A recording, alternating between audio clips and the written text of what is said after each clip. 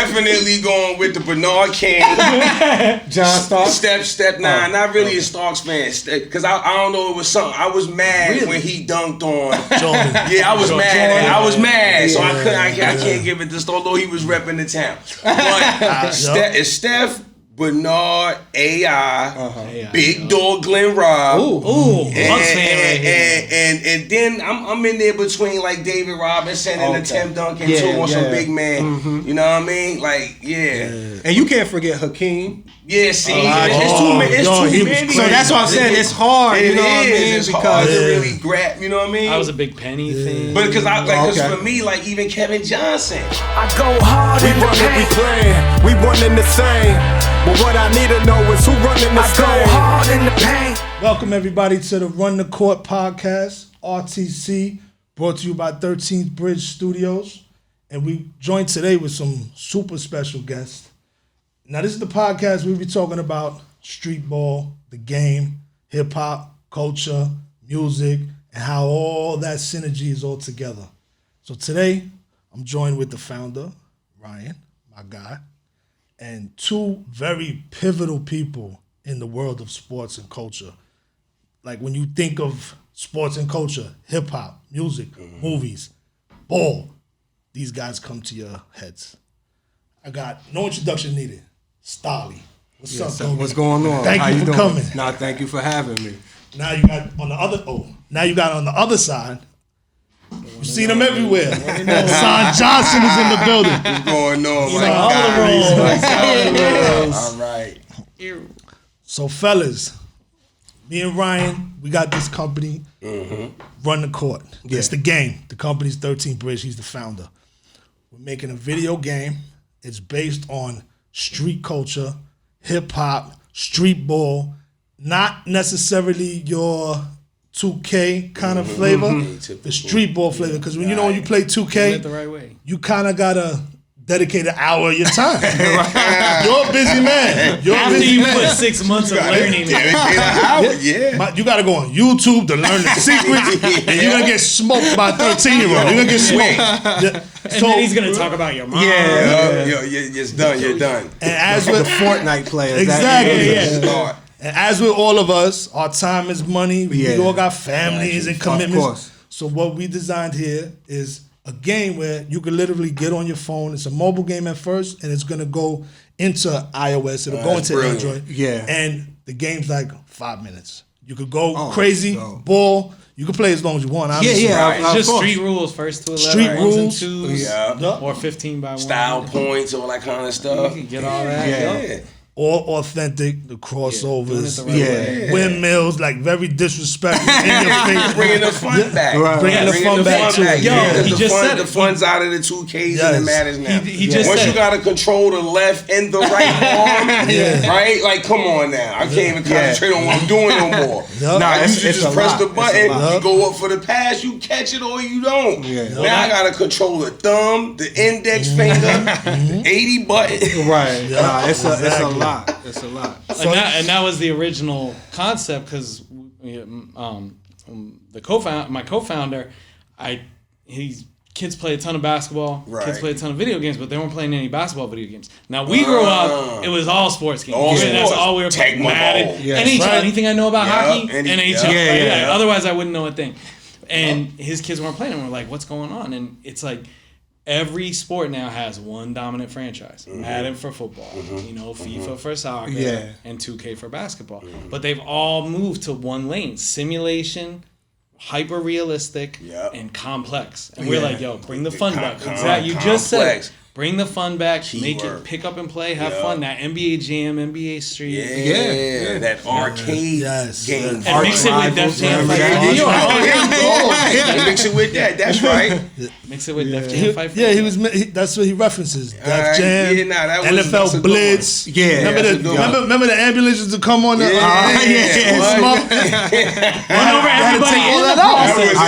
Run over everybody in the process. I know. Everybody get ran over, right? Leave no man behind. 20 get left on the field. So that's the focus of the game. Yeah. So, as we can see, I guess we all came up around similar times. Gaming the same way. Of course. Now, Stalley, Hassan, you guys are gamers? Yeah. On and off. Now, see, that's why I said the fun's going for me. Yeah. So, like, I only have 5 minutes for anything. Yeah. I don't care win, lose, or draw, right? I'm out of there. You know what I'm saying? But just, nostalgic-wise, for nostalgia reasons, of course. Well, live, I already know we all played live. Yeah, of course. So, what was the game? What was the game that caught you guys in the beginning? Like, early, like what was the game? Like, yo, that's my shit. Tecmo Bowl Live, whatever it was. What sports game? Yeah, probably Tecmo Bowl for me until Madden came. Until Madden just changed. I think it was like Live 95 or something like that. I talked about this earlier. I think Live 95 turned it up. Yeah, like that was like the actual gameplay up. And it was like, damn, that shit's kicking Tecmo Bowl Madden's ass. They had to keep recalibrating, right? Madden got to keep recalibrating. That's where the complexity's coming at. Right. Because now it's the pendulum swing too far. Yeah, but I think that moment for me was like when everybody got really focused. And then you had Madden too, Madden 96. Right. I think like that was the same thing, like you said. I think after the Live 95, everything started like leveling up some. And then people just start locking in more to like the actual game. Now what's, like I told him earlier, remember I spoke about this before, a big memory for me, and I wanted to ask you guys, what album? So like Madden, right? Not Madden, my bad. Live 97. Mitch Richmond was on the cover. Ooh. Remember 97 game comes out in 96. Right. Yeah. The album that came out in 96 that we played, the Mitch Richmond Live 97 to was Reasonable Doubt. As soon as that shit dropped, Reasonable Doubt played the entire time. Right. The Mitch Richmond. And that was it. Yeah. So to you guys, what album did y'all play or do you associate a specific game with? I think back when I started really getting on, like, because this was when you were talking about transitioning from, like, Nintendo to Sega. Right? Because then it was, like, this little TurboGrafx 16 and these other little off-brand Neo Geo, these little brand games. But I think for some reason what's coming back for me is Tribe Called Quest. Which album? That low end. Check the Rhyme. I remember Check the Rhyme came out and Gangstar. That's what Daily Operation. Daily Operation. A lot of Gangstar. A lot of Premiere was going on back then. You hit it on the head. Yeah, for sure. For me, it was probably somewhere between Illmatic and Doggy Style. Because I remember, I grew up around a lot of older guys. Yeah. So they would always, they were heavy on like the Chronic and Doggy Style and stuff. Oh, you talking Tecmo Bowl? Yeah, exactly. So like it was being played, and I just always remember that kind of being the soundtrack. Right, while it was being, you know what I'm saying? And you were in Ohio at the time. Yeah, and I was in Ohio at the time. So growing up, that was heavy. But then, Scarface was heavy too. You know what I'm saying? Scarface, Untouchable and all, you know what I'm saying? Like, so, those were probably the biggest albums that I remember just playing. Because again, being in the house, the atmosphere, everybody, it used to be like 30 niggas. Did I say that? Oh, my fault. It used to be like 30 people in the house, you know what I'm saying? Yeah. And that's all, it was just smoke rotating, people drinking, and the game was playing, you know what I'm saying? So but a lot of big Scarface ghetto. Yeah, a lot of Scarface. Diary. Yeah, the Diary, Untouchable. Big Mike, something. Oh yeah, Big Mike. I was going back. Yeah, I love Big Mike. I was going back between. That was Ohio. Oh hell yeah. And Ghetto Boys, like that was the flip for me. It would be like Coogee Rap, Ghetto Boys, like that. That was the mix for me. And then Wu-Tang came around too. That was heavy. Yeah. The Juice soundtrack. Man, all the soundtracks. So that's another thing. A lot of Above the Rim. Above the Rim. That was the most selling. That was the most selling ever until I can't remember. I think it was like not Poetic Justice. Juice in the Hood, drinking Juice in the Hood. Nah, yes. That was a big one too. Don't be that soundtrack. Yeah, Don't Be a Menace was heavy. Menace actually was heavy too. Menace because it had Computer Love and all that. Pocket Full of Stones, all that. MCA, straight up. All that. So the compilation or the movie soundtracks was heavy. And then they like throwing some R&B tracks in. Yeah, of course, yeah. So going on. Got a love making scene. Yeah. Aaron Hall here and there. Right. Yeah. Now, but going off of that, like what we're doing with this game is we're curating an actual mixtape, not like in the games today where they just take the Taylor Swift and Lil Uzi Vert and put it in the top 40. We're missing some EDM. We gotta pull everybody in. No, we're taking 2 top producers and we're putting them 5-on-5 with 2 bonus songs on each side. So it's one producer against the other, 5-on-5 they're gonna run, and then they each got 2 bonus. It's curated for street ball. Right. It's curated for New York City, you know, but it could be anywhere. No, it's that's hard. And that's what both sides of the album's gonna be about. Curated for street. So it's not like just pick some bullshit from somewhere, throw it on because it's a good name. It's popular. So we associate the music with the gameplay. Of course. Hassan, I don't know if he forgot, he's thinking about something else, but you forgot to mention the purple tape, dog. You forgot that was not. I graduated that year, high school, so of course, that was everything to me. That purple tape, that shit was on repeat back and forth. What was that? Continuation, the auto reverse, auto reverse. Right. Let's go. So go ahead, man. Nah, I was gonna say for me, I remember. So it was always Clue tapes, like Fab. When Fab was getting big, Paul Kane, Joe, like all that. When we were playing all that. Oh yeah, that and was then tough. the other one was like the Locks mixtapes, but the DMX versus Cannabis. Oh, I remember. Yeah, that was. We played so much to that. Oh my that God. was the one. And that's what was cool with that whole verse thing too, where it's back and forth. You had this, DMX was huge. I mean, we know he was huge, but he was definitely a big part of like high school years, like because like that was like hype music for us. The stop. Shut up, man. Was that 98? But anthems. Yeah, so like even after that, because I graduated later, but it was just like so many people use that kind of like as their Metallica. Like, you know what I'm saying? How people would be in the weight room. Well, I got, but they throwing on DMX, though. You know what I'm saying? What I say yesterday about DMX? Going on in a lot of locker rooms. Exactly. Yo, I told him yesterday. What did I call DMX? Did I call him a rapper yesterday? No, rock star. He's a rock star. He was. DMX is a rock star. Yes, definitely. That's the difference. Yeah, no, when you heard that, you like, nah. And it shows. I He's remember close to Jay. He was close.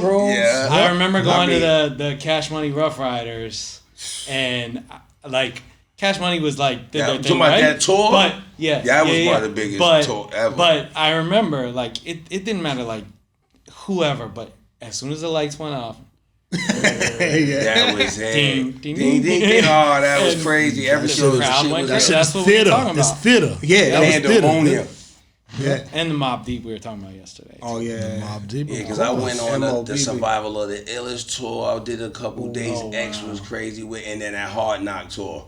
Of course. Because it was Meth and Red open backstage. For X open for Jay. Like that. I think somewhere in that order. So that shit used to be crazy. DMX open for Jay. Yeah, that's what they were at that time. I think, and then it flipped. That was backstage. Eventually, right? it flipped. No, that backstage, right? Yeah, but but that was the Hard Knock tour, if I'm not mistaken, right? That was the Hard Knock Life tour, if I'm not mistaken. I remember it was DMX. Yeah, but when did it flip? Yeah. But when did it flip? Backstage. Yeah. No, but it flipped. When did it flip? When X started closing. Because there was a time when X was closing. So Jay would go first, and then X would close. So is that where it was? Because it was like X. Because you gotta come behind that. So like Jigga was like, hold on, let's just reel it back in. You know, I'm just. I go for that. Because at the time, I go for that. He was. I mean, what he went platinum twice in a year. You know what I'm saying? Well, remember how they said it? Remember how they framed it? They were saying everybody was dancing around. It was bad boy, and they were like, "Yo, we're gonna drop DMX." You seen the video like in the tunnel?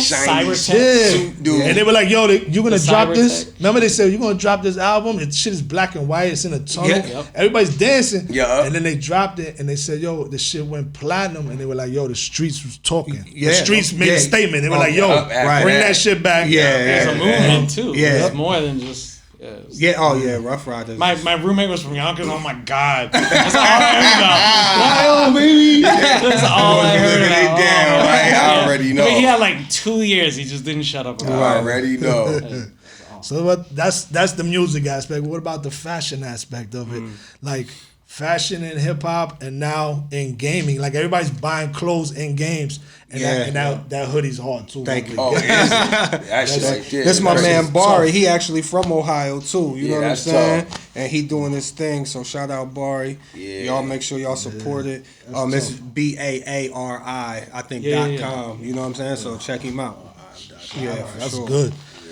So what do you think about the fashion in the games and like as far as like my son, he goes on Roblox. I don't know if you're familiar with these games. My daughter was. And he figured out the password. So once I the bills, I get emails. $5 Robux. $5.43. They charge you tax. You gotta set your card limit to be like $3 now. Yeah, like I know. So he's buying clothes on the game. Right. So that's what we're implementing in here. But who we brought on board, which is tough. You want to tell them about Dustin? Yeah, so we got Dustin. He's the head designer of. Yeah, so we got Dustin Cannelin who did the logo. So he's the one that did the Warriors, the town. Yes. He did the city edition, I think, for the Timberwolves. All right, all those are tough. Yeah, he did. Yeah. But you remember Underground? You remember Underground? Oh yeah. So he was the one that started Underground. He was one of the founders there. And now he does all the stuff for Steph Curry, all the trophy hunting. He just did the capsule drop for the Warriors. Yeah. And then we got a couple other people lined up. I'm trying to talk Ben into some things. Okay. That'll be hard. I know. I've been working hard. That'll be hard. So let's talk basketball. Who's your team, man? Oh, forget it. Knicks for me. Knicks. The Cavs. Sorry to hear that. I know. Me too. Me too. The Cavs for me. Oh, you're a Cavs guy. Yeah, we actually play y'all on Sunday. Oh, shit. Here. You know what I'm saying? So, I'm a Cavs guy. You Brooklyn now? You got Spider, huh? You Brooklyn? No, I'm Staten Island. No, I'm just saying, what team? The Knicks. No, I'm Knicks, bro. Oh, you said sorry to hear that. So I didn't know you was there. We gotta console each other. It was just the empathy. I get it. We're consoling each other, dog. It's 20 years. Yeah. So you guys got Spider. Yeah. They snatched Spider from us because the Knicks was talking about it. Yeah, I thought y'all was going to get it. They should have sold the team to get Spider. I said it. They were like, it's too many draft picks. You figure that shit out later. Right. You get Spider first, and then you figure out all the draft pick shit later. Yeah, so I'm happy. Yeah. He been showing out since he came over there. And your man LeBron got your ring over there. Yeah, he did. Yeah, he did that. Kyrie too. Kyrie's that guy. We're not gonna leave out Kyrie. He hit the big shot. That's one of the biggest shots of ever. finals history. Ever. You know what I'm saying? They said they had Klay Thompson just yesterday. It was like, I still can't watch that shit. No, I bet he can't. Yeah, cook. Come on, cook. Done. And then they got the switch off. Yup. Yeah. Forget about it. Steph on that island. Who's your top 5 players? Yeah. Ooh, I want to see. I mean, like it's like even with rap, basketball, like having the top 5, it's hard, and it's like it switches so much for me too. It does. You know what I mean? Because it just depends on like mood. But you want a current top 5 or just a top 5? Matter of fact, I want to top 3. I want to see. No, I'm framing this shit because this is the way I could. It's a setup. No, it's not a setup. It's just the way I could read basketball fans in this way. Yeah. Who's your top 5 of all time? Forget about Dr. J and all that shit. Just start with modern Michael Jordan and all of that. Yeah, who's your top? Man, I'm gonna say. Dang, bro, it's hard. But start at 1. I'll say LeBron. At 1? Yeah, LeBron. Yeah, that's that Cleveland bias. Yeah. I say LeBron. But I like Tim Duncan. You know what I'm saying? David Robinson is also one of my favorite players. You're going way too high on the list. You're forgetting somebody, bro. You're going to say that's 2. Duncan's 2. I'm just. I can't even really. You asking me my favorite? You said my favorite 5 of all time. Okay, go. You know what I'm saying? My bad. So I'm saying now, like did you play LeBron? Yeah, I played against. So my high school played against LeBron. His freshman year at St. V's and his sophomore year at St. V's. And then after that they went and started playing like national. Yeah. But so Maverick played also on that team. Oh, he did. Yeah. Okay, Maverick was nice. Like Maverick was kind of like LeBron. I never knew that. Well, talked about like LeBron was talked about before LeBron. Like people was on. And Mav, I believe, if I'm not mistaken, I think he played like all 4 years. Started varsity from freshman to freshman. senior. Because I remember watching the movie. The one they did on that team. More Than the Game or something like that. Yeah. No, he was nice. You know what I'm saying? So it's just... It wasn't just Bron on the team. But Bron was nice, but it wasn't just Bron. He had some players. You know what I mean? He had a team. They had a team. You know what I'm saying? They had a good coach. But LeBron was as advertised as you can see in real life. You know what I'm saying? Like, he exceeded all that. So that's why, man, LeBron is definitely, top for me. Tim Duncan, like I said, David Robinson. Robinson was my guy too.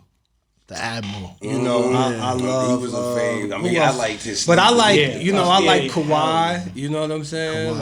I like Kawhi. So were you a Spurs fan? You got a lot of Spurs guys on that list. Sorta, but I was a Cavs fan. But I don't know what it was. I think I like the way they played the game. Absolutely. You know what I'm saying? I like their style of play. I like that they played the game the right way.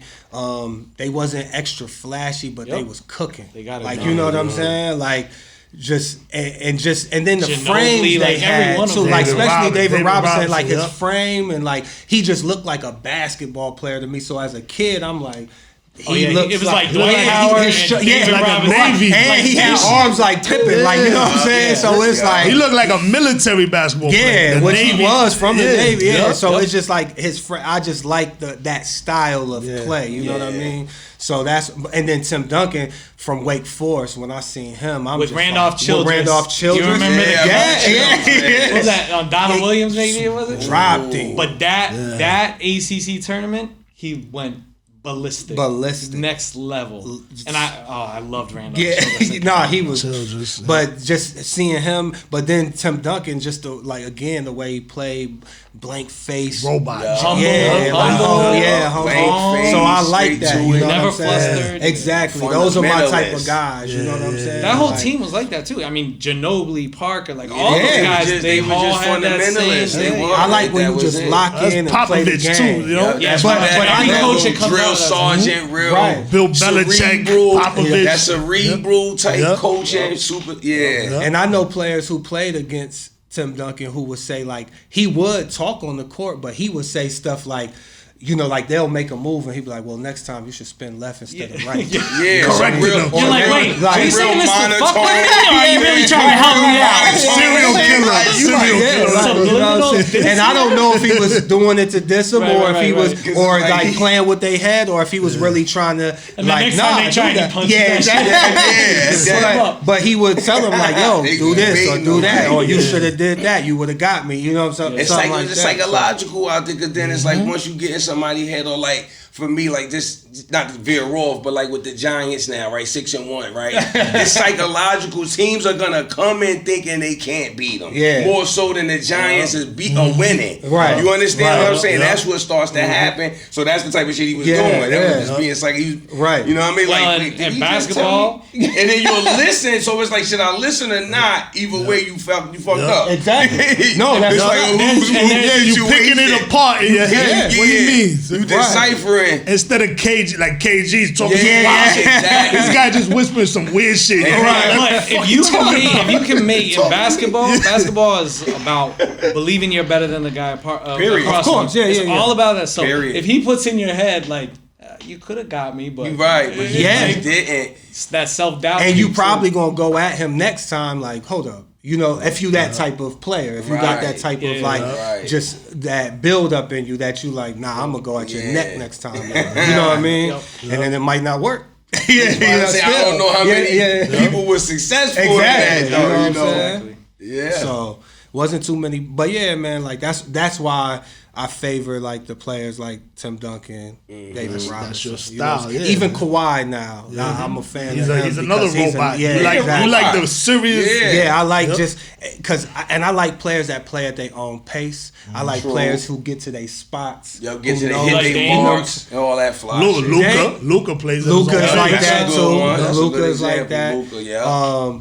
Who else is like that right now? Even 7, like KD, you know what I mean? He's like that, you know what I'm saying? Kyrie, you know what I'm saying? I like Paul George a lot because of his, they give him a lot of slack, but he one of my favorites too. Like when he lock in, it ain't too many, bro. Right. He's 6'9" with everything. Yeah, with everything. Some of the shit he did with the Pacers. But he got that hanging on him now. He gotta get up in the playoffs. Like got to. That's what I'm talking about. It might be a little bit in his head, but I don't know. I can't speak for him, but I know I am a fan. I enjoy watching him. I enjoy his style of basketball. Now, when he's in his bag, forget about it. That's what I'm saying. You solid on that. He's a guy that doesn't have a weakness. He like Kyrie when he can shoot. He can play D. Like, you know what I'm saying? At 6'9". Yeah. Imagine, elusive and all that shit. Like, damn, how you moving like that? Right, yeah, exactly. 6'9". Right. Yeah. I think they might have him 6'7", but he really looked like 6'9" though. Like, you know what I'm saying? Yep. Just so it's players like so that's me.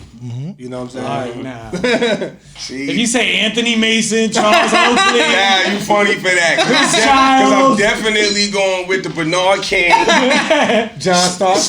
Step 9. Not really a Starks fan. Because I don't know, it was something. I was mad when he dunked on Jordan. Yeah, I was mad. I was mad, so I can't give it this, although he was repping the town. But it's Steph, Bernard, AI, Big Dog Glenn Robb. And then I'm in there between like David Robinson and the Tim Duncan too on some big man. You know what I mean? Like, And you can't forget Hakeem. Yeah, see, it's too many. So that's what I'm saying. It's hard. You know what I mean? It's hard to really grab. You know what I mean? I was a big Penny fan. But because for me, like even Kevin Johnson. I love KJ. When he threw it, dude. Yo, KJ. Who he threw it on again? Elijah won them, right? Was it? Yes, I think it was. Was it Houston that he dunked on? I don't remember. Yeah, I just remember. I remember it was a big dunk. And he was leaning. Utah? It was like that Baron Davis Utah? It might have been Utah. That wasn't Utah. I can't remember. It was like, no. That was Baron Davis on Karolinko. Right, yeah, that's what I think. Yeah, that was. B. Diddy was retarded. Yeah, but I mean, KJ? those two are very like similar to me because they were both these dudes that like you knew they could throw it, but like they didn't always do it. They didn't always do it. So when they did it, what? Like I actually, so I knew Baron Davis could do it. I didn't know Kevin Johnson could do it like that. And then he just.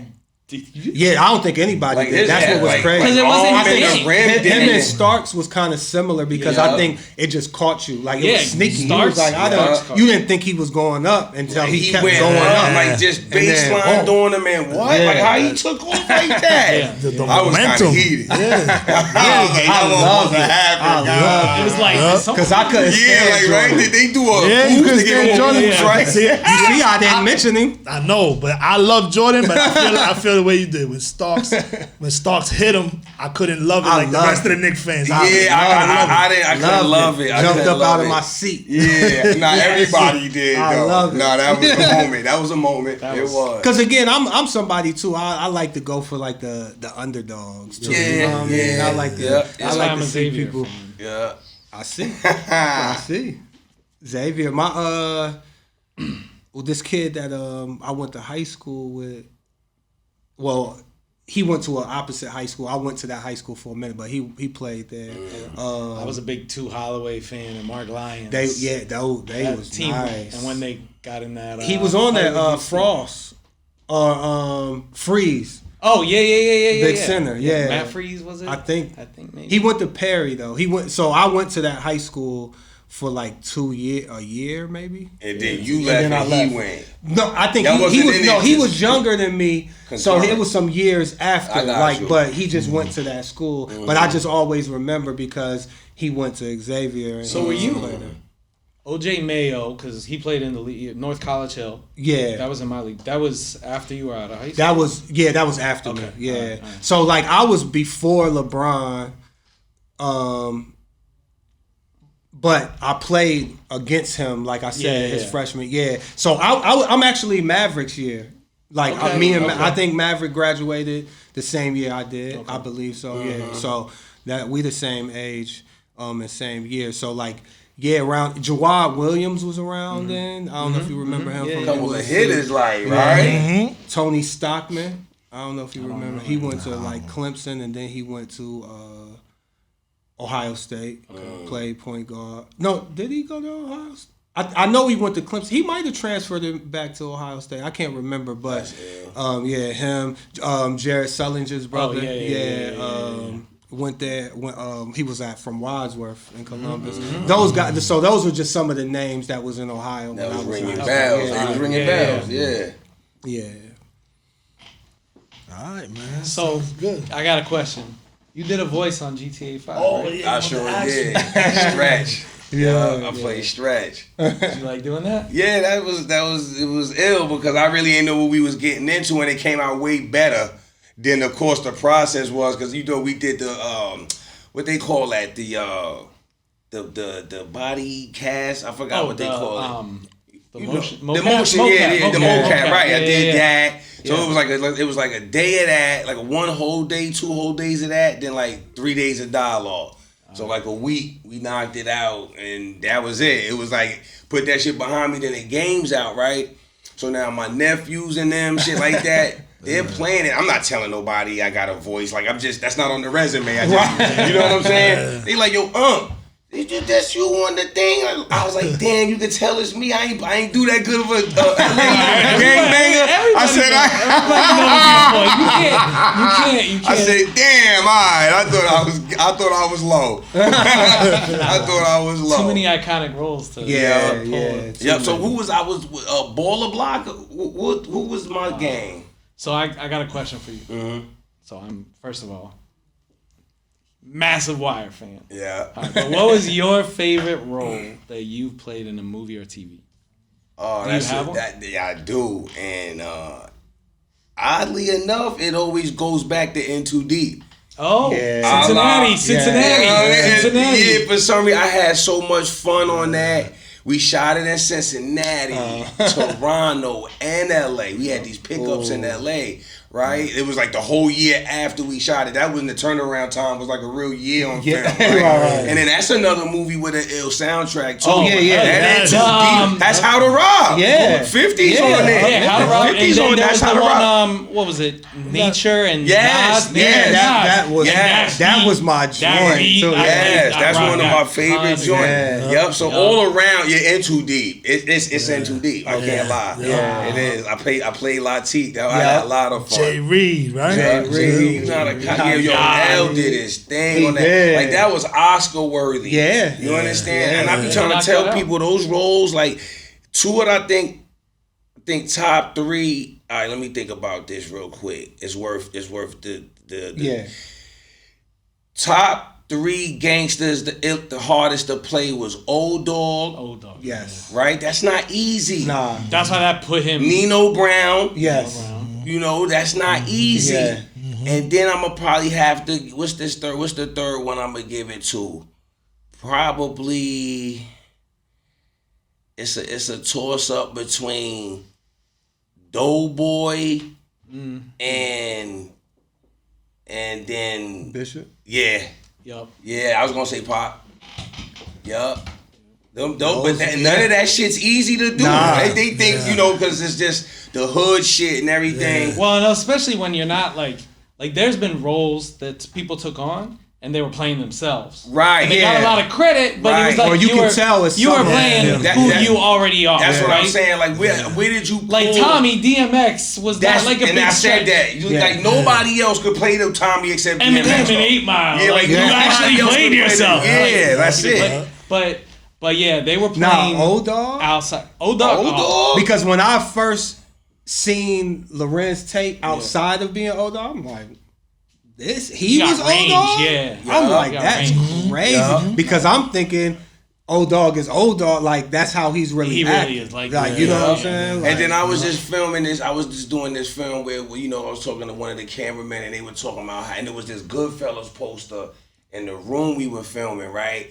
And they was like, you gotta watch Menace and Goodfellas back to back.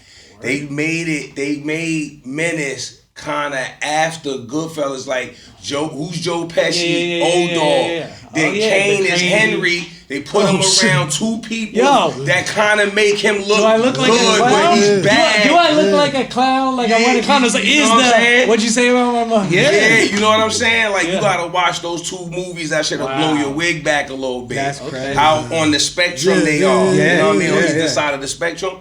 Yeah, I'm gonna check that out. Wow. That's crazy. Yeah. Yo, that's it, man. It's been a pleasure. It's been a pleasure. Thank you guys for coming through. Anytime, man, we can keep these going. Let's keep it going. Thank you. It was cool. short notice, but I'm glad you guys made it. Thank you. Short notice, the best notice. Look, we're trying to do this the right way, and people like you that bring these same things, live that same way, love these same things. This is just fun. Sports and culture, man. That's these guys' career. You know what I mean? That's a fact. That's what we're building here, man. Thanks for having us. Thank you, gentlemen. Yo, Run the Course Podcast, RTC, brought to you by 13 Bridge. Thank you, gentlemen. We out of here. Boom. Later. Let's get it. Let's drop.